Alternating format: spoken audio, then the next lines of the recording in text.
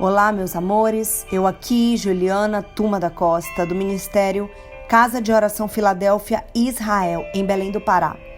Trago uma reflexão sobre duas palavras aparentemente antagônicas, porém perfeitamente simétricas em relação à mensagem do Evangelho. A primeira é Zacarias 4, verso 6, que diz: "Não por força nem por violência, mas pelo meu espírito, diz o Senhor dos Exércitos." Então, neste capítulo, o Espírito de Deus estava começando uma grande reforma entre o seu povo, através do templo que estava sendo reconstruído pós-cativeiro babilônico. Ele não era suntuoso como o primeiro templo, que foi o de Salomão, mas era o restabelecimento de um novo tempo para o povo de Deus. Muitos, quando viram a simplicidade daquele templo, desanimaram. Não ficaram empolgados. Desprezaram o dia dos pequenos começos. Mas nós precisamos aprender, amados, como disse Salomão, que o fim das coisas é melhor que seu início e o paciente é melhor que o orgulhoso. Ele deixou escrito em Eclesiastes 7, verso 8. É melhor esperar para ver o que o Senhor fará no final, e então todos ficarão surpresos. Pois neste mesmo capítulo 4 de Zacarias, lá no verso 10, diz: "Aqueles que desprezaram o dia das pequenas coisas terão grande alegria ao verem a pedra principal", que tipologiza Jesus, nas mãos de Zorobabel, que tipologiza a noiva. A noiva reconstruiu os muros da Jerusalém celestial com as armas de Deus.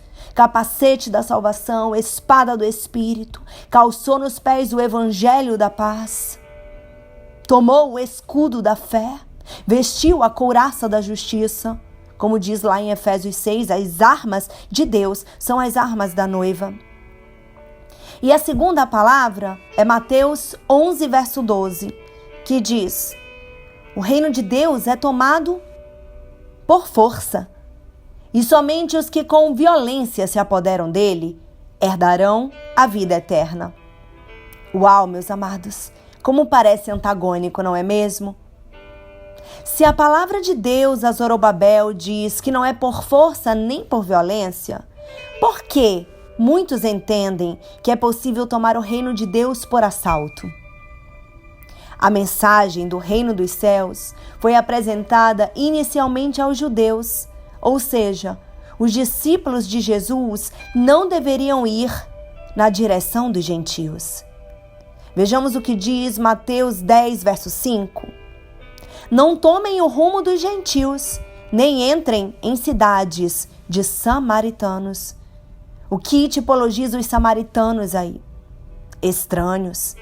Pessoas que não seguem povo, que não seguem a lei de Deus, que não medita nela dia e noite, como diz o Salmo 1. E embora os judeus esperassem um reino visível e físico, havia um aspecto da missão do Messias que eles desconheciam. Este aspecto é demonstrado em Miqueias, capítulo 7, verso 6. "Porque o filho despreza o pai, a filha se levanta contra a mãe, a nora contra a sogra. Por isso, os inimigos do homem são os da sua própria casa." Em sua primeira vinda, o Messias não traria paz. Aí entra Mateus 11, 12. "Aos reinos deste mundo, e nem haveria de governá-los." Esta foi a grande decepção de Israel. Eles achavam que o Messias os libertaria do cativeiro de Roma. Mal eles sabiam que o Messias veio para libertá-los de coisas muito maiores e eternas, tcheralabassuire cantarabash, e não só a eles, como a todo o que crê. Mas antes, este Messias traria espada, ou seja, julgamento e morte. Lembrem-se, quem não toma a sua cruz e vem após mim não é digno de mim. Para o homem não ser condenado com o mundo, é preciso ser julgado com Cristo, tomando sua própria cruz e morrendo com ele. Jesus jamais declararia paz ao mundo pecaminoso que teve origem em Adão. Lembrem-se, vinho novo em odres velhos arrebenta.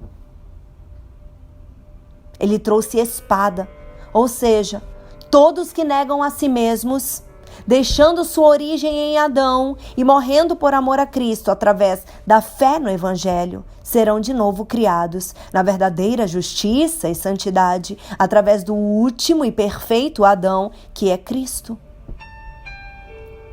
A geração da época de Cristo era indiferente a essa mensagem, pois suas obras eram segundo a sabedoria carnal.